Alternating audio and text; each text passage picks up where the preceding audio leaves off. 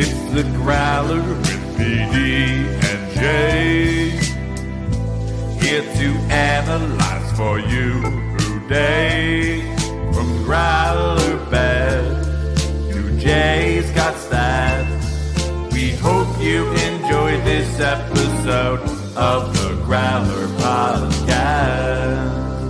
All right, welcome into the latest edition of PD and J on the Growler. Paul Dehner Jr. of The Athletic, Jay Morrison, Pro Football Network. Excited to be with you here.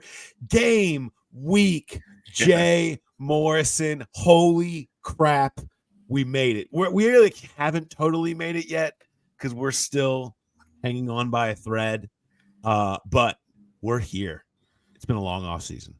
It has. Every year you think, oh, it's never going to get here, and it always does. It always shows up. But it feels great when it does. It's just not even a reset, like a kickstart. It feels like it's real now, and I think everybody is excited about getting real football started, getting to see what this season's going to hold, getting to see who's going to be playing receiver,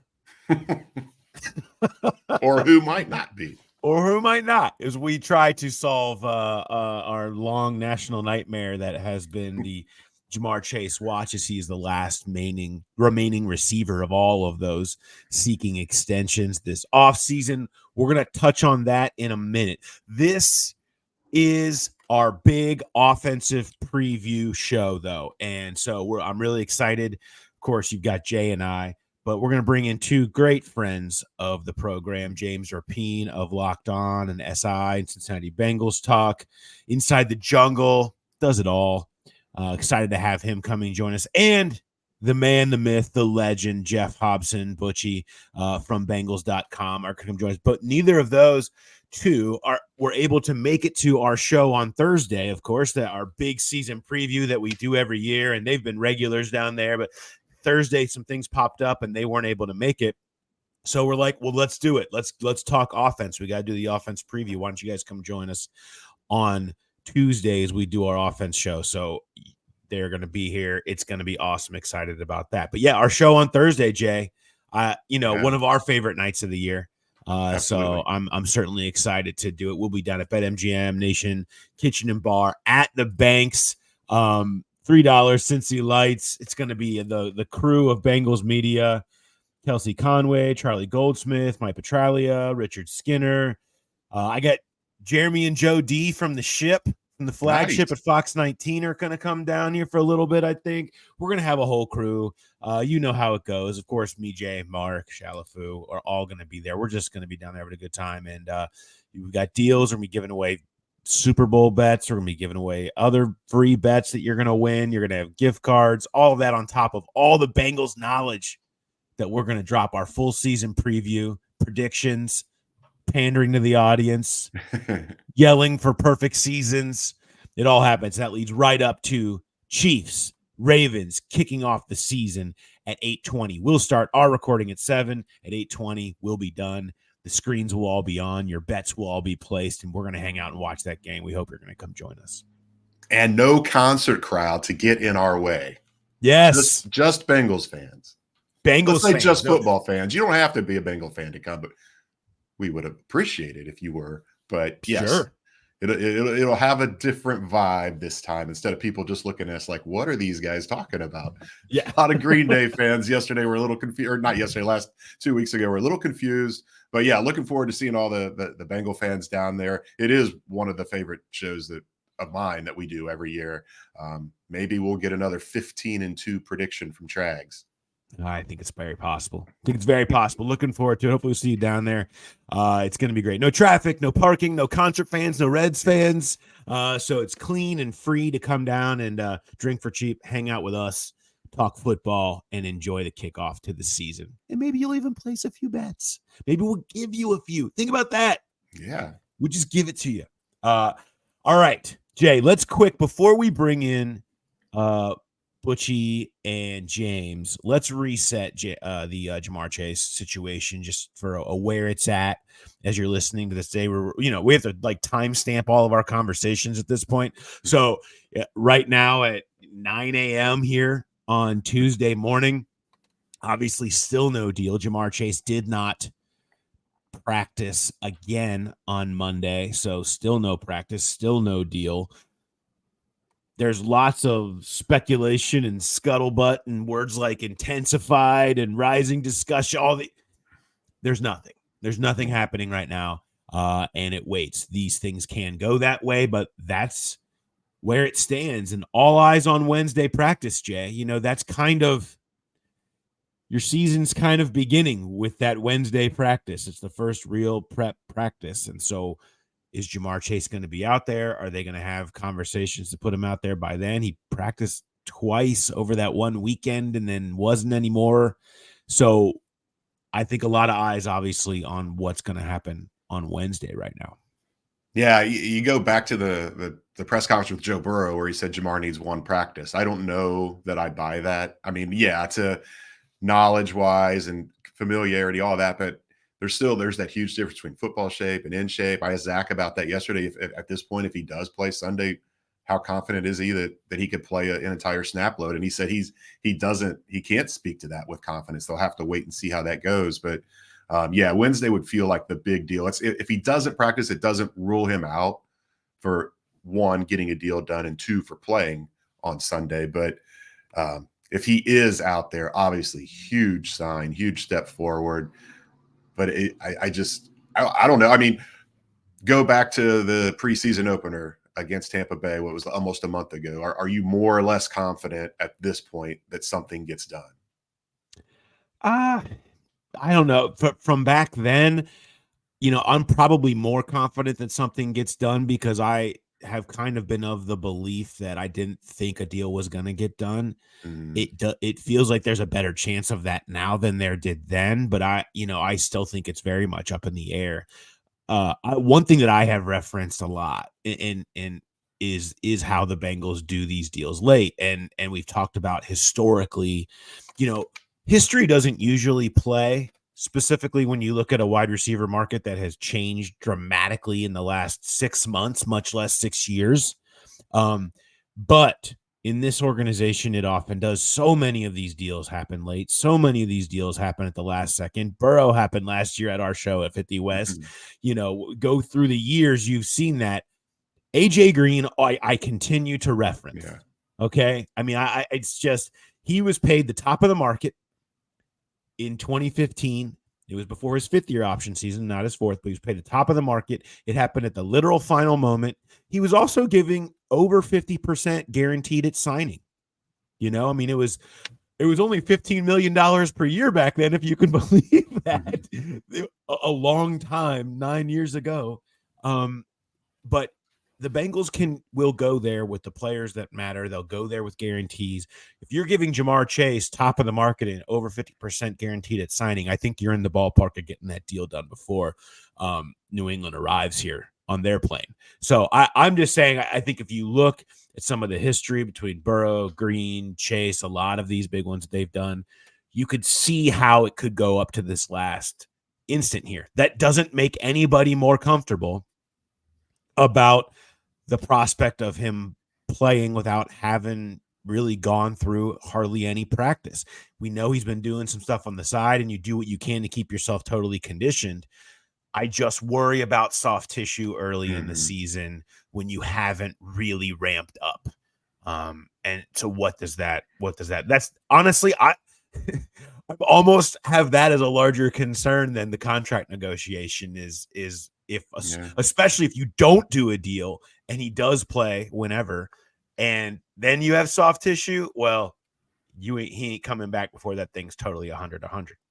Right. You're sitting similar to the AJ Green situation again with the knee in Zach's first, or with the ankle in Zach's first year.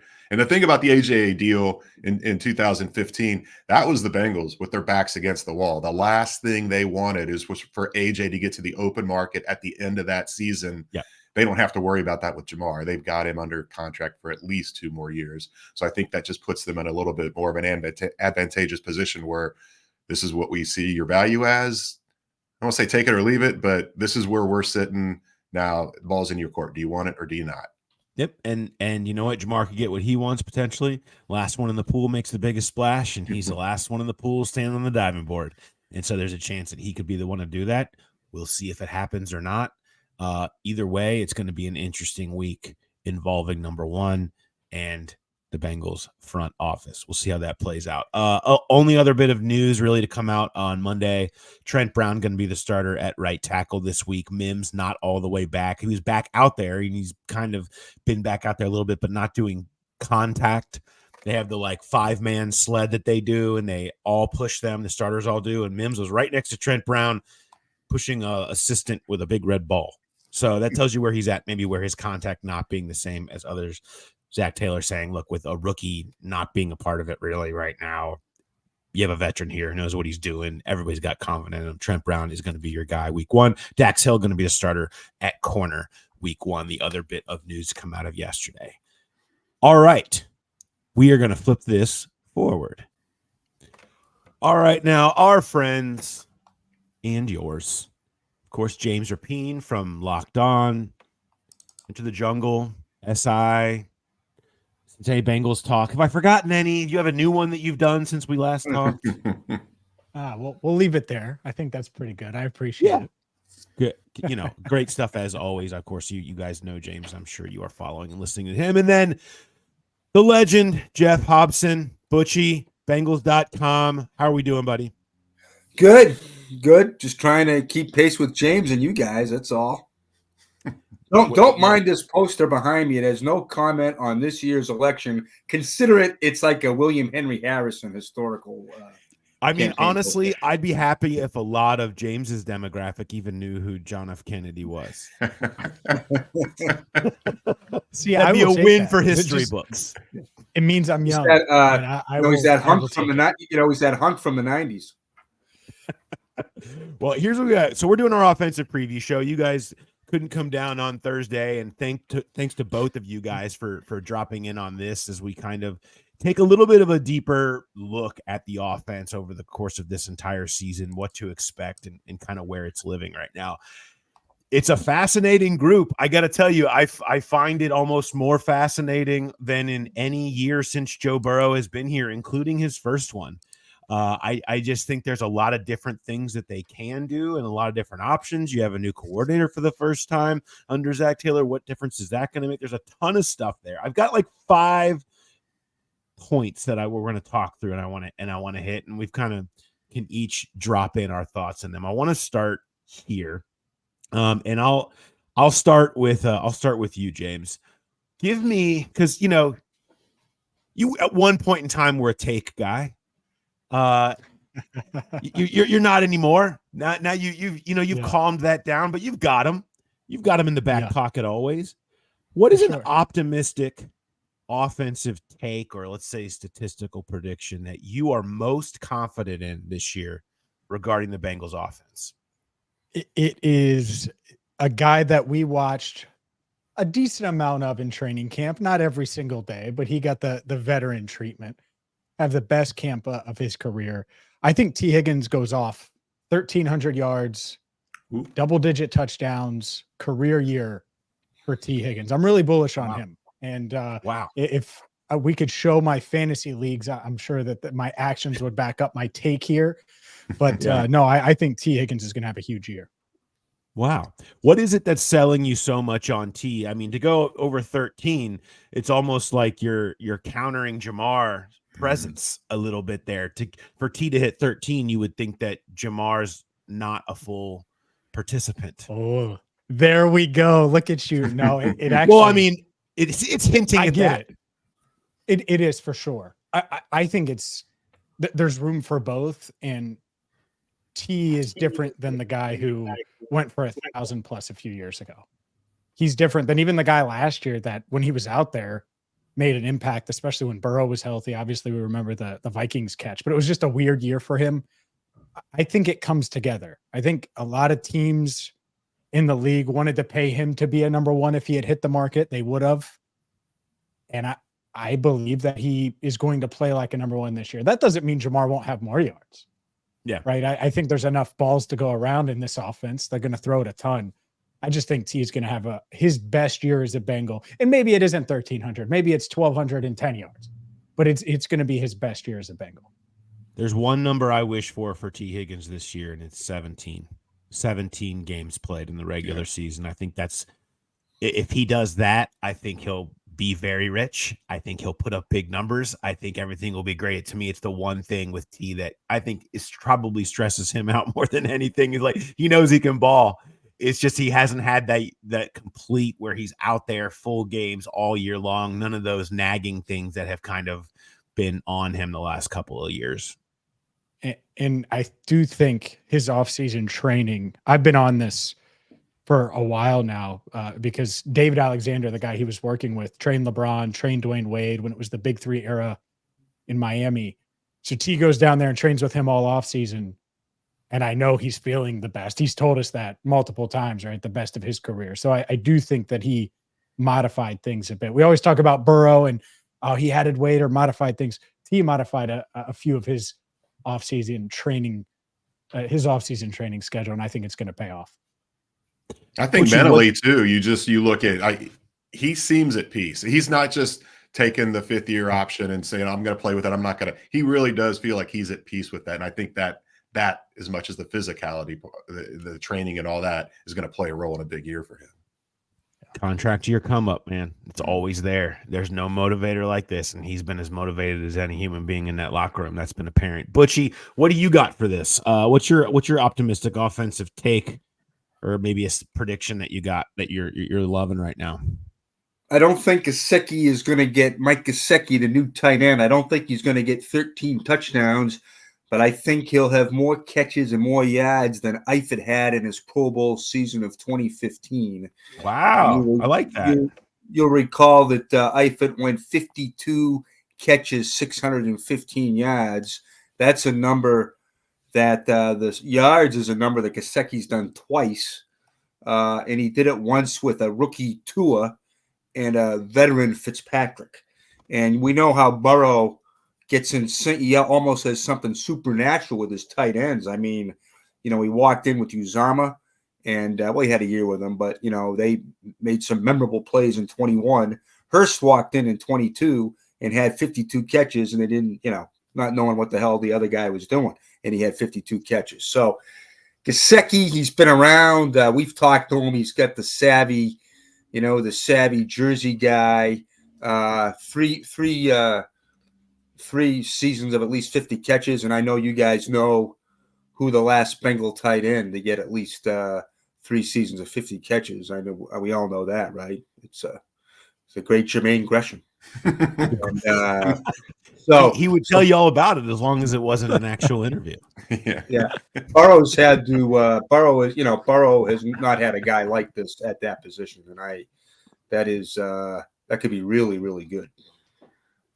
I wonder there though, is he going to have the snap counts that Eifert had, and because I think with the emergence of Eric All, and if they do lean in, I think they're going to lean into 12 more, but if there's going to be times when Gesicki's off the field, and even if he lines up so much in the slot, they're going to be using other guys in there. I just wonder if he's going to be on the field as much to get those kind of numbers, but.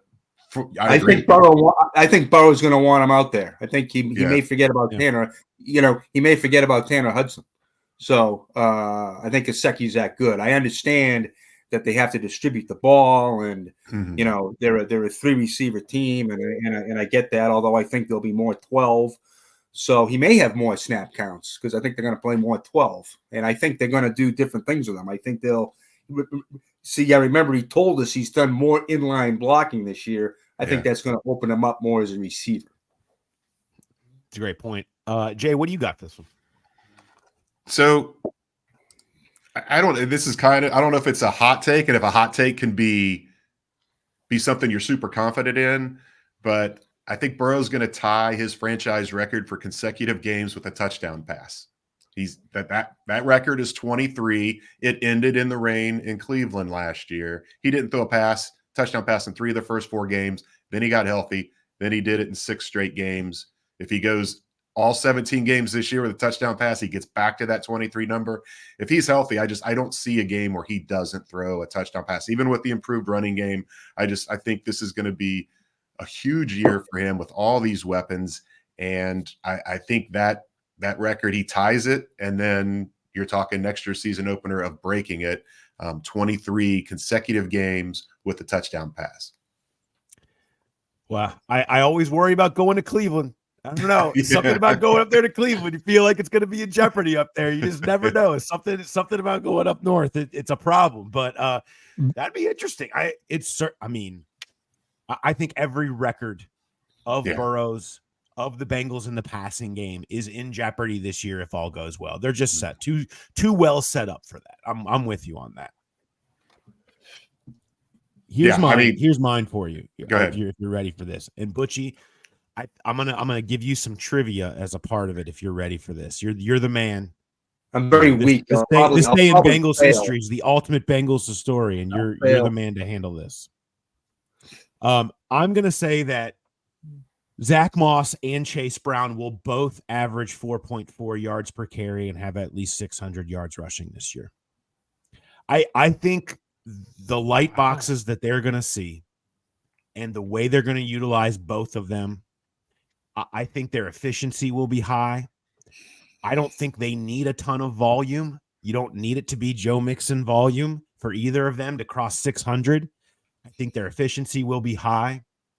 Last year, there were two teams that had two running backs with at least 4.4 and 600 yards rushing. The Miami Dolphins with Raheem Mostert and Devon Achane, and the Detroit Lions with David Montgomery and Jahmyr Gibbs. By no coincidence, as Butchie, you would probably know, those were two of the best offenses in football last year. I think their efficiency will rise. The Bengals have had this twice in their history, Geoff Hobson. Mm-hmm. What 2 years were those? 88, James Brooks and Ickey Woods. Yep. And then I'm going to say another great season. You got to go further back. Yeah. Probably, maybe go back to Essex Johnson, Paul Robinson. I don't know. That's maybe they were close. 1976, Boobie Clark and Archie Griffin. Wow. Boobie Clark. Yeah. You didn't expect to get a Boobie Clark reference here. I did not. I didn't expect to get an Archie Griffin. I mean, that's a great stat. I think that is in play. I just really believe in the efficiency that they're going to be able to get from those two guys.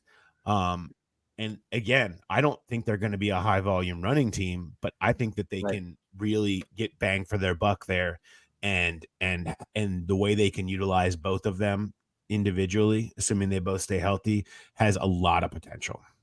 And look at both guys.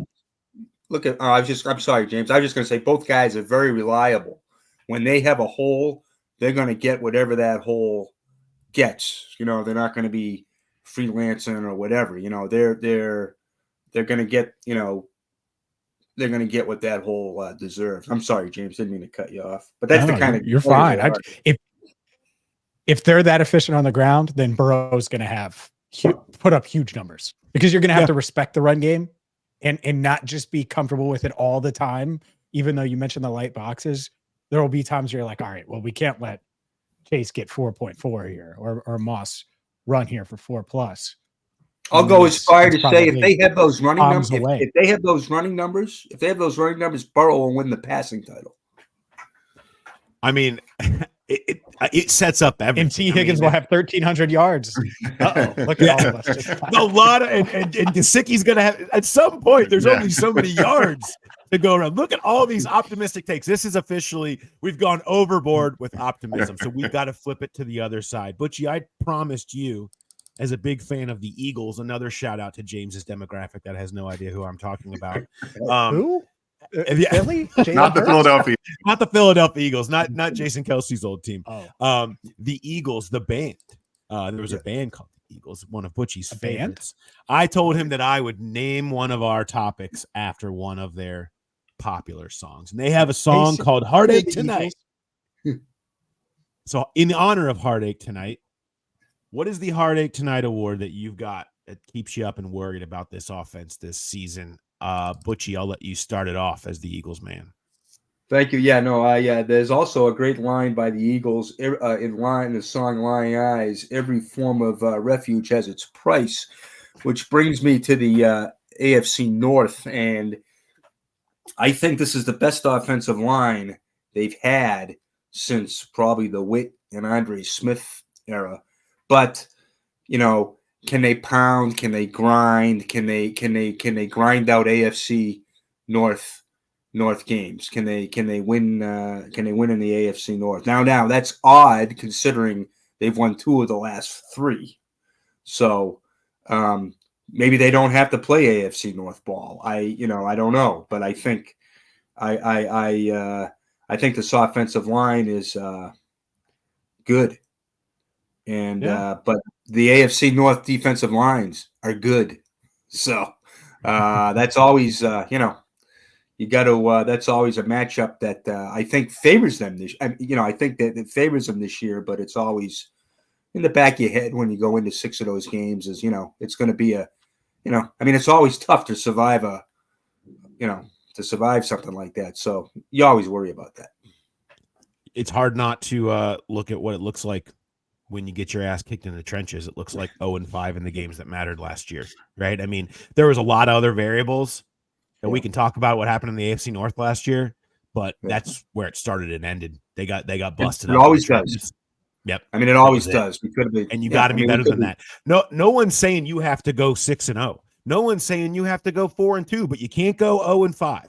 Okay, like you have to break even in these games if you really want to be a team that's gonna be what you want to be. James, what do you got? Well, I think it's the thing that lingered over the entire franchise all offseason. And it isn't just one guy, but obviously Joe Burrow's health is the first and first and foremost. But even after that, you mentioned it at the top with Jamar talking about his situation. He hasn't practiced. And so it's just scary staying healthy. I share an optimistic take about T, but health is certainly a major factor. Amarius Mims, health is now a factor, and Trent Brown rarely plays a full season. So when I look at all of those guys, which are key pieces that you're banking on this year, can they stay healthy? If they stay healthy, I don't really doubt them in the AFC North. I think they're the best team in the AFC North. I think they have the best quarterback in the North when he's healthy, and that includes Lamar, and I know he's the MVP. They have the best weapons, and their offensive line, like Geoff said, is the best of the Burrow era by far, but they do have to stay healthy, and so that's it. Health is wealth, especially when you have the talent that the Bengals have at the top of that of their offensive depth chart. Yeah, I think they're offset. They're built to offset maybe Trent Brown, obviously with Amarius Mims, even T. It would be a crushing blow if they were to lose him for some time, but they've got the depth at receiver. But Burrow's the big one, obviously, and even with as good as Browning played last year, it's still a totally different animal if you lose that guy for any amount of time. Here's what I love about the way that they're currently constructed, and this is going to be one of my things I want to talk about later, but the versatility that they have at positions allows them to cover injury a lot better this year. I mean, if you're going to talk about Josivas, well, he could play outside. He's going to be your inside guy. He can do both. Gesicki can just play slot all day. I mean, you have all these tight ends. You can be in 12 if you have injuries at receiver. If you have injuries on the line, you do have more depth because you have 2 tackles. I think you feel a little bit better with Matt Lee and Jackson Kirkland, some of the way that they played in camp in preseason about in case there's injuries on the line, you feel a little better than you probably did last year.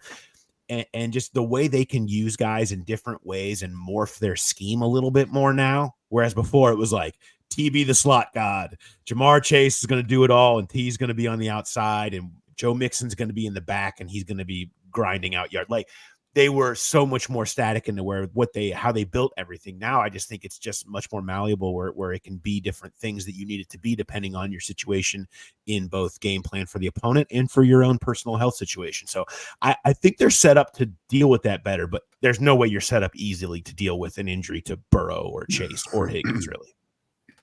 Yeah, they're just so dependent. I mean, those guys are going to play, like Higgins is going to play 80% of the snaps, even with all of those guys behind him. That they're confident in. Even if Burton emerges and is awesome and is a major factor at some point this year, T's not coming off the field. You don't take that dude off the field when he's healthy, and that's when the Bengals, if the Bengals are going to win the division, if they're going to make a run, it's because Burrow, Chase, Higgins are leading the way. That's how I'm going into the season for sure.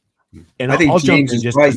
Oh, go no, ahead. Go, Butch. I mean, no, I was saying I think James is right. They are the best team in the North, and it's because you guys got your shotgun backs. You know, people been saying that for 6 years. You know, the Mixon You guys, I know What are you you're a trying to mixing get us in guy. trouble You for, were and have been a mixing guy to the end. I get it. No, but I think Zach Moss and Chase Brown are. If you're going to do it, let's do it. And I think they've matched the. I mean, I didn't mean to cut you off, Paul. Go ahead, but I just wanted to say I think the backs actually make them. I think they can. Like James said, they're the best. They're the best team in the AFC North. I think the backs matching that their offense. I think is another reason why they are. Yeah, no question. I wanted to piggyback off the health thing and to jump in. I think it has to be Burrow's health. I just, you've seen 2 seasons where he's gone down and he's dealt with stuff and he's healthy now. He's had a full camp. You have all of this stuff going in his direction. You want to see what it looks like. You're banking that he has these years where it plays all the way out. It's not just about the wrist or what if something else is going to happen. We haven't seen him take hits on that yet. That question still exists. We haven't seen game season volume on it yet, and the consistency that you'll see in terms of the way he's throwing the ball. It's looked good to this point. He's made every throw you've wanted to see, and that's great. But it's really just so critical, I think, for the mental state of him, of his teammates that believe in him, and of the franchise that he has a clean season.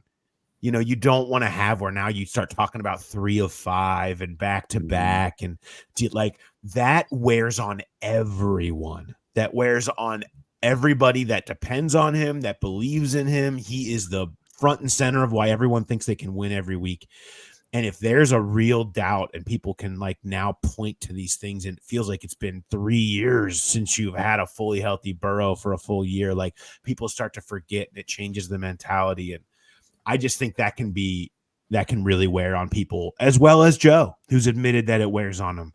And so he's a strong dude. He's an incredible quarterback. When he's healthy, everybody knows where it's ended. And that's where they want to be again. But I just think more than anything, it's what keeps you up for me about this season is, will Burrow get through it? And will we see what full year Burrow looks like again? I certainly hope, and I don't think that he's like prone to it. But I just think they really need it at this point of where they're at in the franchise. If he does go the wrong way there, then that prone label is going to be a real thing forever. Yeah, absolutely. And fair. And that's what this year is. Is it could really go one way or the other. Like I could see Joe winning the MVP, and I'm dead serious. Or yes, absolutely. If he gets nicked up and he's battling things, and hopefully this offensive line can help alleviate some of that, but then we're having a different conversation. So hopefully it's the MVP, because that's more fun for everybody, I think. Jay, what do you got? I'm going to kind of go along with Butch here, but not so much the grand scheme of the run game, but I still wonder, yes, with the efficiency part of it and playing off of the pass game, that they can be better there. But I wonder about, is short yardage ever going to get fixed? Are they going to be able to get the short yards that they've struggled to do in the past? Are they going to be able to run out the clock? You expect them to have the lead in a lot of these games. Are they going to be able to get line up in the 4-minute offense, whatever it is, and just run the ball, run the clock, and seal these games away? I still, I have a lot of confidence in the upside of Chase Brown, but we still haven't seen it in great volume of can he be that guy. You would think it would fall on Zach Moss a little bit more, but if they're going with the 50-50 split, I think it's where they really miss Samaje. It was, yes, he was a great pass protector on third down, but when he got in those situations in 4-minute offense, I still remember that game against the Jets in 2022 when everybody in the building knew they were running the ball, and he just ran it right down their throats, was averaging 5-6 yards a carry when everybody knew the runs were coming. And I don't know that this offense is there yet. I think they can get there, but I think that's the one thing that causes some concern is can they run out the clock with the run game? Can they be really strong in short yardage? Bengals fans still having PTSD about the Super Bowl Yes, are exactly. screaming into the air right now at you, Jay. They should be. I mean, it's a legitimate concern. Why couldn't you get that yard, Samaje? Why couldn't that be like that Jets game? Hey, what that give and take with Burrow, you guys talking about Burrow, you're exactly right. It's also exhausting when you think about it. I mean, it's but you guys I think that's all those things make you something to think about, and it's just exhausting listening to it. So, but I think that, Jay's, can they get to 27 points? Two biggest games they've lost, they scored 20, the Super Bowl and the AFC Championship game. And if they can get can they be that offense where you just, like the Chiefs and the Niners, you show up, you get 27. And I think with this defense now, with Vaughn back and everything, I think that's a magic number. And you could go 13-4 if you just show up and can you get the 27? And I think they can. I think they can. And I think that's how they go 13-4. Yeah, without issue, I think that they very easily they should. I mean, that should be the expectation, the standard. I mean, the average.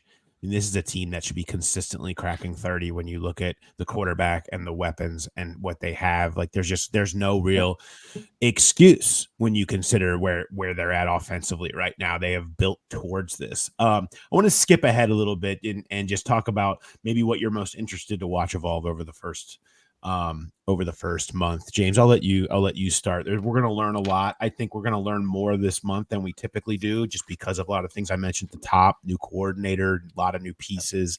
They have a lot of different options, and we've seen plenty of years where they have changed a lot of what they do midstream after the first month and learned from it. What are you most interested to see evolve over this first month? The wide receiver rotation, how things roll out, and that includes Mike Gesicki, who obviously I'll lump in there. Andre Yosevich obviously has the lead in that wide receiver 3 department, but I don't think they're going to roll him out there like Tyler Boyd. I think we're going to see Trenton Irwin plenty against the Patriots on Sunday. Charlie Jones had a good camp. Mike Gesicki, obviously Butch is bullish on him. So how does it come together? How can they make each other better and find the right spots to deploy an Irwin versus a Yosevich versus putting Chase in the slot, for example, assuming Jamar is out there? All of those things I think are going to get ironed out. And that is, it's something that we haven't seen because they've had their guys and they've been there, done that for the past few years, where it's Tyler Boyd in the slot, you have T. Higgins, you have Jamar Chase. And when they're healthy, those are your guys. Well, this year I expect it to be a little different. I don't expect it to be the same 3 guys. And even when Chase is out there, I do think you could kick him inside, especially early on as he's coming back, getting used to things. Maybe you don't put him outside as much and you put him in the slot and you make things a bit easier. Well, and Gesicki too. I mean, with all those guys, the way they can, there's so many different ways that they can do it. You're right. I have a different feel. I think this ends up in a Yosevich takeover. I just think he's primed for it. And I think that he'll start putting up big numbers. He's going to get so many one-on-ones. He's taken to the slot so well. His versatility fits what they want to do with Jamar so well. I think he ends up with more receptions and yards and touchdowns than Tyler Boyd had last year. I think he can put up. Yeah.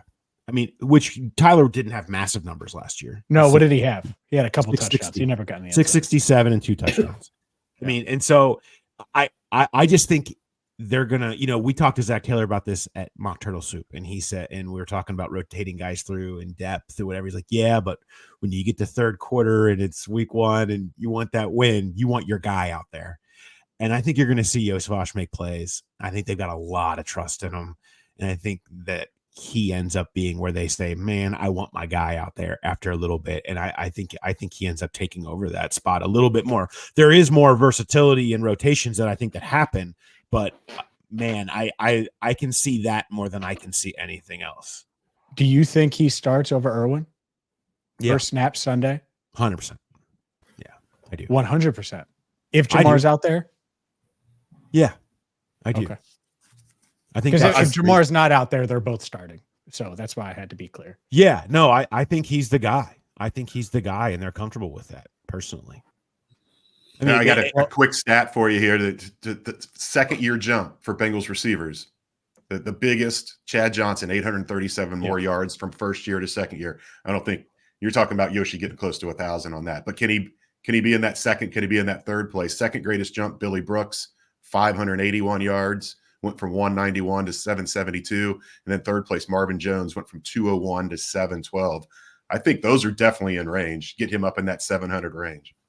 Big Marvin Jones vibes, Yeah. late round pick who really got you excited when you first saw him, and then came in that year too and looked like a real guy and could be a solid number 2, in this league. That's certainly where they hope it's going. And I think he set the foundation for it to be that. Most interested to see Butch. Yeah, I think just one thing on the slot. I think we might see Chase Brown there too, right? I think Sure. Chase Brown's another guy throwing there. And then when are they going to come with Mims? Will they come with Mims? At what point? And I like Trent Brown. I'm telling you, man. And maybe it's because Paul, you and I were down there when the Pats won that Super Bowl, and the Rams just did not sniff Brady all day, and Trent Brown was a big reason. So, and the two things I took out of Chicago, besides the fact that I was soaking wet for like 6 days, it felt like, was Montez Sweat bouncing off Trent Brown. Yeah. And then Trent's back kind of tightened up that same day, which is, like what James was talking about. He's never really had a full season, and you worry about that. But this guy, he's solid. That's a pretty good option to roll out there on opening day. I think that was a great pickup. But when do they, with Mims being hurt, how has that affected his progress? I guess we could see, it looked like he was on track to be the first rookie tackle to start opening day since Anthony. He was on track. Now, how far is he off track? And how do they, that's going to be something that'll be interesting to watch the next month. I would not underestimate Trent Brown, but Mims, I think, Mims looks like he's the next. Yeah, the next. You're right. Yeah. No question. I like it. That'll be fascinating. Is once Mims is fully practicing, is that just his job? You get the feeling that it is, but that probably is dependent on how Trent Brown looks and how it's like. I think it's just week to week, right? We're all week to week. Hey, listen, play them together and let's run it 40 times. But now you're speculating. But you know what? But you know what, Jay? There's your answer. But there's your answer to short yardage, though. Yeah. And I thought it was interesting what's that? Handed the Mims. Go get a fullback. Is Lorenzo Neal's son coming out soon? Listen, I'm all in on the shotgun back and all that. I'm ready to go. I'm converted. You're ready to go. You bought it. But I do agree. But I still get a little nervous, on 4th and 1 and they're in shotgun. So but I think Mims and Brown is, and even some of those big, even a guy like Kirkland, maybe that's the answer with the short yardages. They're massive up there. Yeah. No question. Jay, what are you looking for? So it's the run game, but it's all facets of it, and that's part of it. When does Mims come in? You would figure. I go back to Zach's quote where he said, you wouldn't feel comfortable starting him in a season opener without practicing, because he hasn't practiced lately. But he didn't say you wouldn't feel comfortable starting a rookie in the season opener. It's just the fact that he hasn't practiced. Once he gets back at practice and full speed, I think it's just a matter of time before he does take over. The other part of this, another rookie. A month or so ago, there was debate. Was this going to be a redshirt year for Eric All? And look at the way he has come along now. And I think that's why you're going to see a lot more 12. And you're going to see him in there a lot more. And then just the run game in general in terms of splits. How is that going to evolve over the first month? I think everybody's kind of the impression it's going to be 50-50. I almost wonder if they don't lean on Zach Moss a little bit more early in the season and not ease Chase Brown in, but just, dial it back a little bit, lean on Zach Moss a little bit more. I go back, Butch, you talked about the way that Chase hit the hole. that first game against Tampa Bay, he did do a little dancing. It was a little surprising because we saw that last year for how small he was. He really did hit it up in there. So I am really eager to see what that split looks like in terms of carries and in terms of snaps overall. I do think it'll be close to 50-50, but I almost wonder if it's not going to be a little bit more leaning on Zach Moss early. You and every fantasy, But that's football Chase's player game, in right? the country. Chase is the home run guy, right? I Yeah, that's I mean, Chase's that's game, the right? idea. Yeah, That's I the mean, he's idea, going right? to he's going to dance a little bit, but I think Jay's right. I mean, we may see.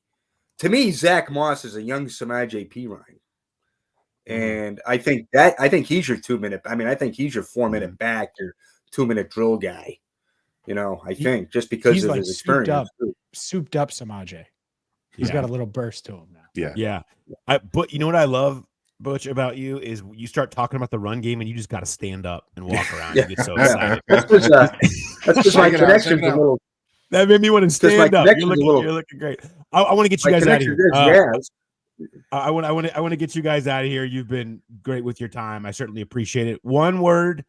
Give me your final points per drive prediction for the Bengals this season. Last year, they were 14th overall in points per drive and 7th in weeks 5 through 11 when Burrow was fully healthy. In 2022, they were 5th. In 2021, they were 12th. Where do you think that they rank by year's end, James? Third. Best of the Burrow Top era. 3. Expectations high. 27 points per game is probably the minimum for me. My standards are pretty high here. It needs to be closer to that 30-point mark. And so that points per drive number should be higher. And if they're balanced, a little more balanced, they have an efficient run game. That'll help them do that as well. So yeah, I have them third.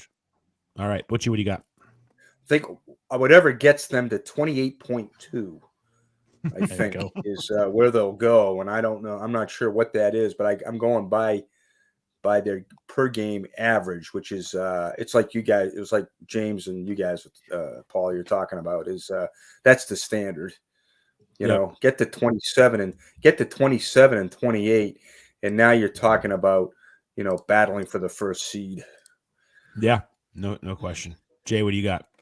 I've already gone on record with this at the live show. I think 12th for points per drive, because I do think they are going to have leads late in games, and they're going to be more interested in killing the clock than piling on points, and so that's going to dial it back a little bit. I did look. I went back the last 10 years. In that span, last year was the first time that no team that finished in the top 10 points per drive didn't make the playoffs. Every other year from 2014 to 2022, there were at least 2 teams that were top 10 in points per drive and failed to make the playoffs. So a quick question, what's more likely? They finish in the top 10 in points per drive and don't make the playoffs, or they finish in the bottom 10 in points per drive and do make the playoffs? They're not making the playoffs if they're in the bottom 10 in points per drive. No. This defense isn't carrying them, and I like this defense where they're at. But that's not happening. That's who they are, and who they need to be. I don't see the defense having a year like last year, but it's possible because they did just have one last year that you could say they were great on offense and the defense failed them. That's more possible to me than the offense being bad and they still find a way in. I think they're more reliant on their offense this year than they have been at any point. And you could have said it last year, I guess, especially in hindsight with the injuries, they weren't up for the challenge. But like if they make a playoff run, yeah, the defense has to play well, but the offense is going to have to score. And I think we're all there based on what Butch said and you guys have said over the past 40 minutes or so. Yeah, I think they equal that 2022 year and end up 5th in points per drive. And if you're there, guess what you have a chance to do? Win the whole damn thing. Yep. And that's where you got to be. If you're there, those are the teams that win it all. If you're in that spot and they're built to do it. And that's all you can ask for, right? All you can ask for is be sitting here on the Tuesday before the opener and say, they're on the short list. They're on the list of teams that can win it all, and you can believe it. Now, crap's going to happen. Last year proved that, but I think specifically offensively, they're as well built. I think you guys would probably agree, as well built as they've been since Zach Taylor's been here, and then that takes you further back. I don't know. Well built since what, 1988? Maybe since maybe since Booby and Archie. Oh, all right. No, I mean that's it. Got to get them back in. Even for me, that was optimism. I was like, oh man.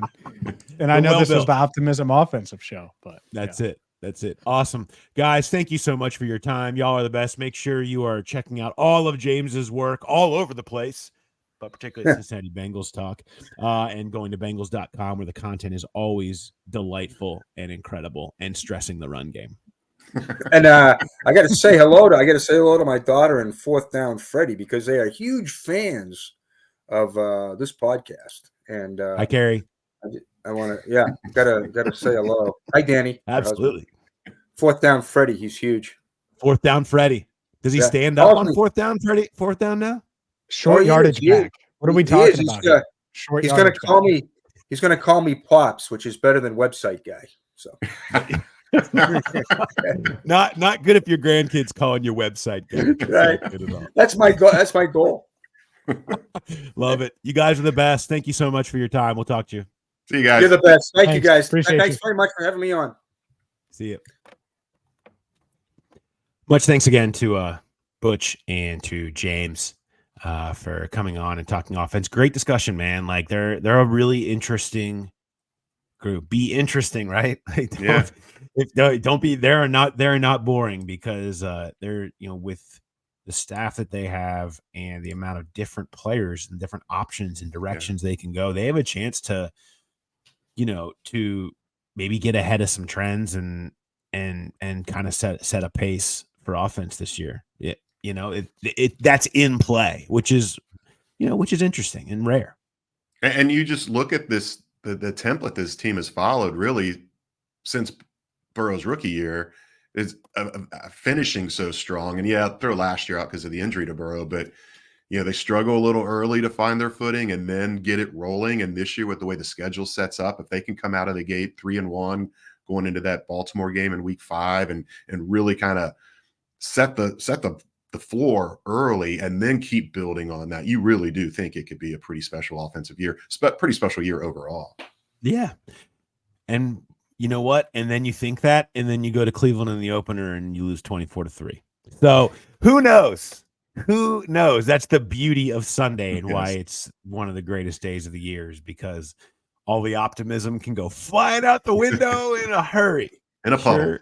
And they got to get there and try to get number 1 there too, which is a whole other thing.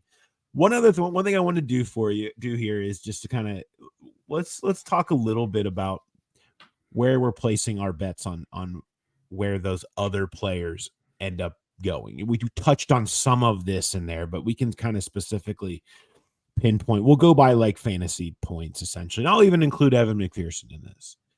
But let's do a little draft here and pick. We'll exclude Burrow, Chase, Higgins, take them out of the mix. Let's draft Bengals fantasy players. Who's going to produce? Who would you take first if you were doing a Bengals fantasy draft? Jay, I'll let you have the first pick, and then I'll do 2, and then you can do 1, and we'll see where we would go if you were picking fantasy numbers right now. PPR, half PPR. Half PPR. You're half PPR. So I don't know how many. I'm sure you're in like 18 different leagues. Are you doing the guillotine league again this year? No, I am not doing the guillotine league. That was a lot to keep up with, and so I'm not doing that one. I don't know. I'm with you. I'm bullish on Yoshi Voss. I know he's going to be your first pick. I'm going to go Zach Moss. I think he's going to be their goal line guy. I think he's going to be a weapon in the pass game, whether it's PPR or half PPR. I think he's going to make some hay there. I mean, I was really tempted to go Evan McPherson first, because especially if it's one of those leagues where you get 5 for a 50-yard field goal and 6 for a 6 and all that kind of crazy scoring. I think McPherson's going to have a huge year, but I think I'll kick it off and take Zach Moss as my first pick. Okay. I mean, and that's totally fair. There's no doubt that's got big potential. I'm going to do Joseph Osh. I've kind of staked my claim a little bit on where I think that can end in the direction that it's headed potentially. Just think there's just a lot of love for what he can be. Boy, Gesicki is interesting. Yeah. Butchie made the case there. What tight ends have done here historically, there's just a little bit of unknown for me about exactly how that's going to end up and what that's going to look like, just because, he is, Tanner Hudson put up numbers, and he's Tanner Hudson again, like souped up, right? Like James was talking about, souped up Tanner Hudson is Mike Gesicki. And so there's a lot of potential there, but I can't pass on Chase Brown. Yeah. I think, there's a chance he becomes the guy. There's a chance that him and Zach Moss are both splitting it through 4 to 6 weeks, and Chase is just kind of more consistently giving them what they want, and they shift a little bit more towards it. That's very possible.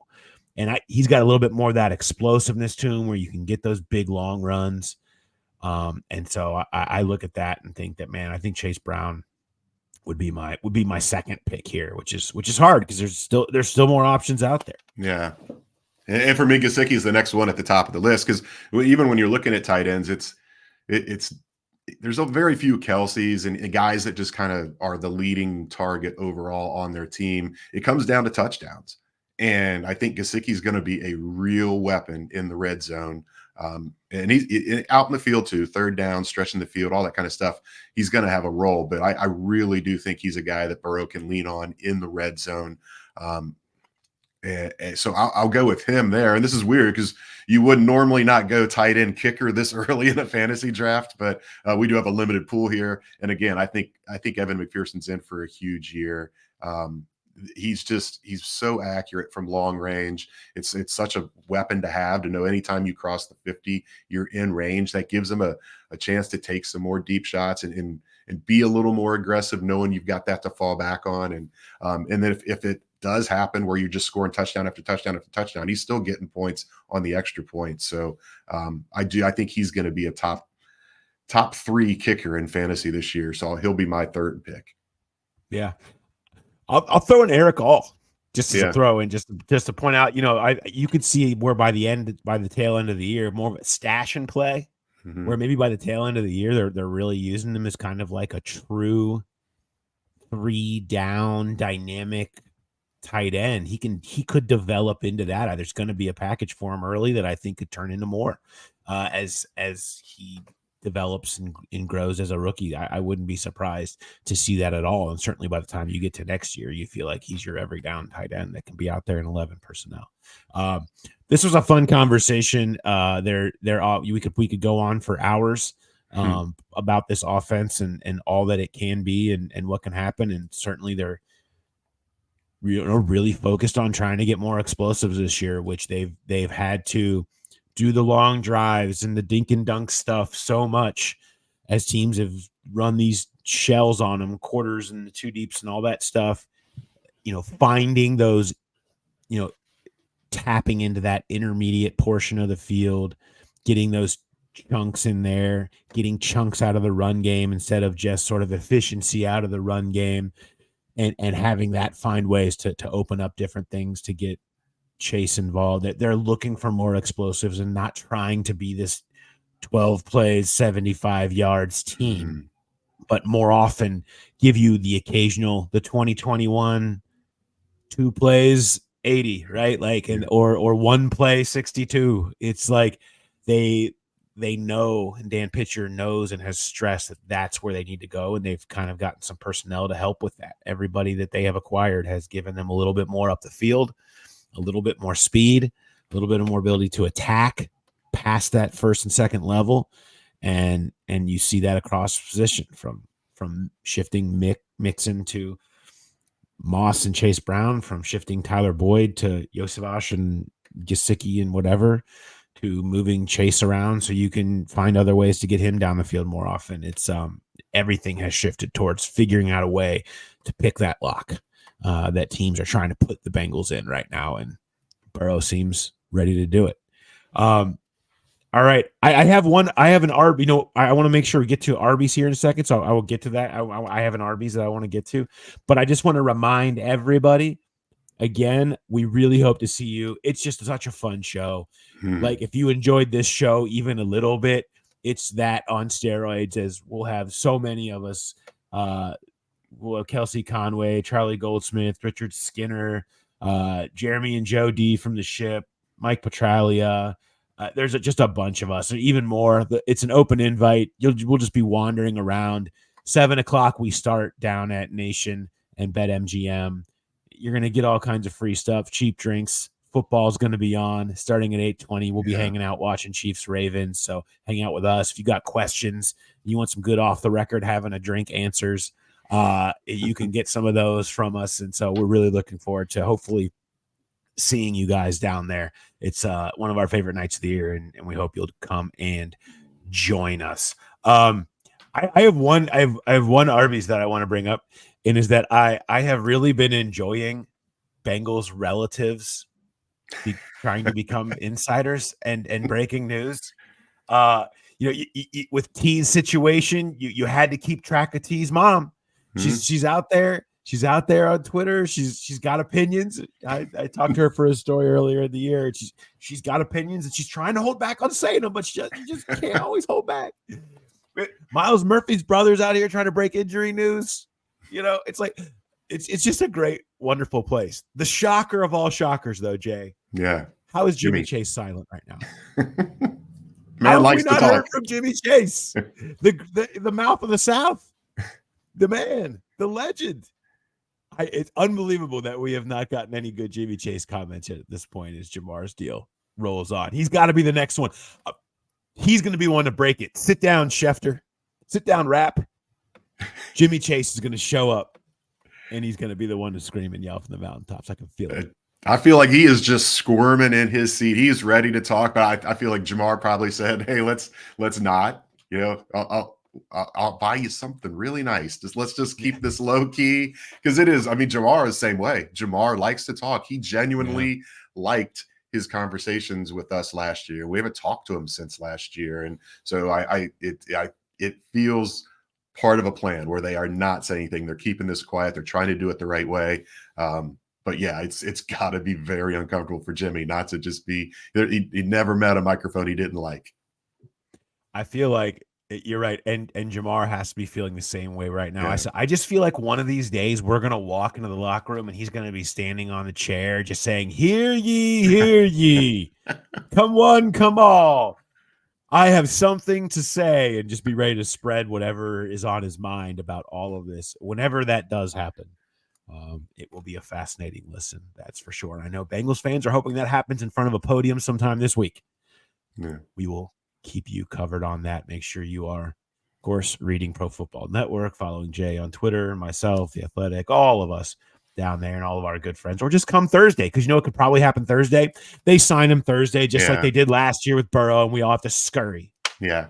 But you still get to watch the game at a great place. You're going to watch it anyhow. Why not do it at Nation, at BetMGM? Yeah, it's going to be a blast. So, all right. Hopefully we'll see you guys all down there. Looking forward to that. And thanks again to James and to Butchie for joining us. Hopefully you feel properly schooled on the Bengals offense entering the 2024 season. Thanks everybody for watching and listening. We'll talk to you on Thursday night. Have a good one.